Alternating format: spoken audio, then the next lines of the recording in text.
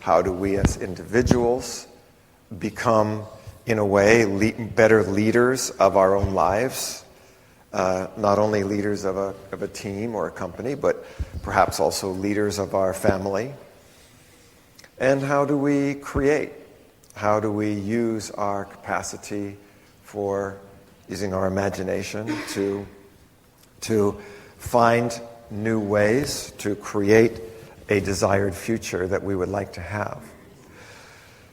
In NLP, we say that there is a basic presupposition that the map is not the territory. That is, that the outside world, we don't really know. We know it through our mental model, our mental maps of, and our perceptions of that world. And that world is always changing. And so our maps have to also be always changing. And if we don't continue to, in a way, update, to be creative, we're going to struggle.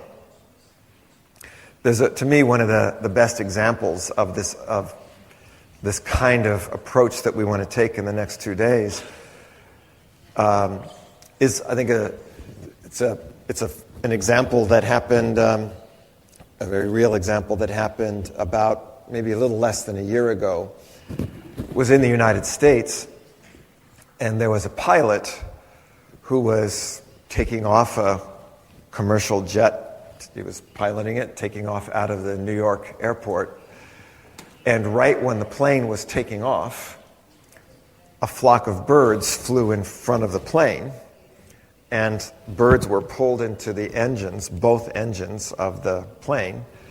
And there were so many birds that got caught in the engines that it shut the engines down. So here is this plane taking off, and all of a sudden, both engines are stopped. And he has almost 200 people on board the airplane. So the plane is stopped, and it's starting to go down because the engines have stopped. Well, the people at the airport are telling him to turn around and come back.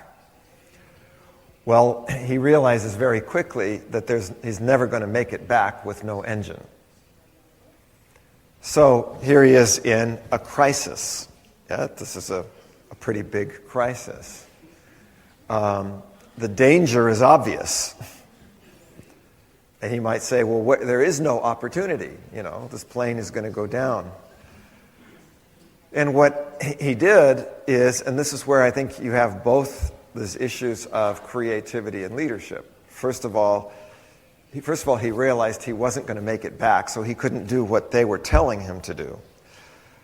All he could do is try to find a place to land that plane, and I think he had 3 minutes between the time the birds got in the engines and the plane was going down. So he had 3 minutes.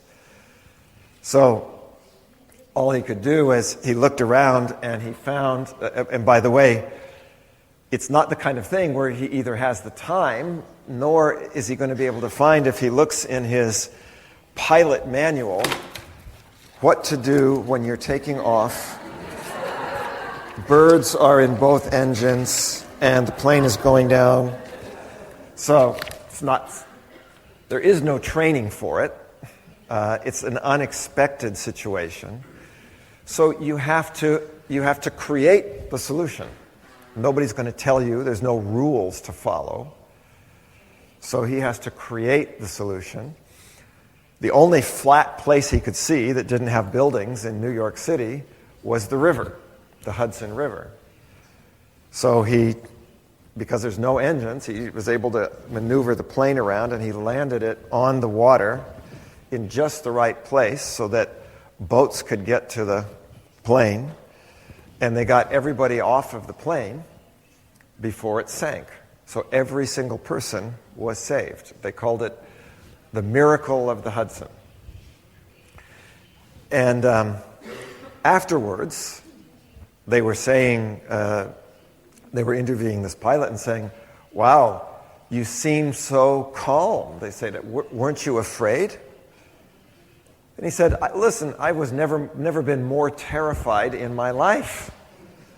I'm not crazy. But, and I think this is where, again, this issue of leadership comes in, you start with self-leadership. In NLP, we talk about state management, to be able to manage my inner state so that even when there is great danger, I'm not going to get lost in panic.